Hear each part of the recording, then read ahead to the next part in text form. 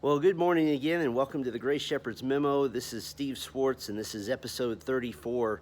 And the other evening, I had the privilege of calling in on Zoom to the Young Marrieds small group, and it got my thinking going. And so I wanted to spend a couple of episodes just highlighting a couple of thoughts that we discussed, very practical things. I'm not going to try to do an entire biblical teaching on marriage, but just a couple of practical applications which are useful for all of us. And if you've heard me preach on marriage before, you know that we always say that the whole church needs to know about marriage, not just married people, because we want to be wise in the whole counsel of God, and even those currently not in a marriage can be useful and helpful in praying for marriages and in supporting them.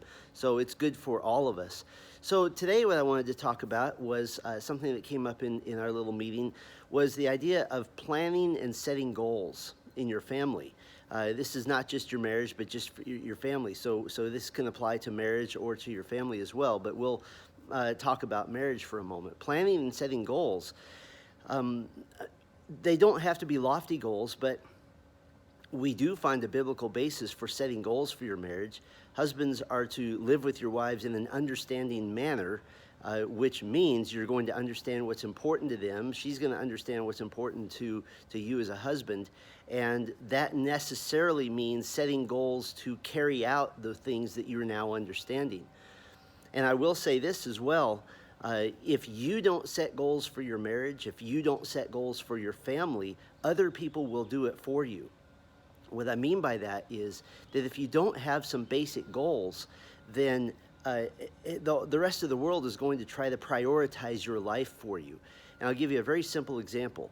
If you set a goal that we are going to have a family dinner together 4 evenings a week, and you pick those evenings, now you have become in charge of the priorities in your family. But if every day is kind of, well, I wonder what we're going to do today, now what happens is that you find yourself in the position of continually making decisions about what your priorities are and having to make those decisions almost daily. Instead, make those decisions ahead of time, prioritize through what your goals are, putting them on the calendar and making that the emphasis of your marriage and the emphasis of your family.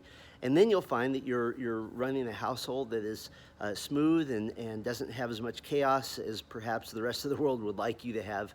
And now your priorities are being lived out. So yes, set goals in your marriage, set goals in your family. Lord bless you. We'll see you on the next episode.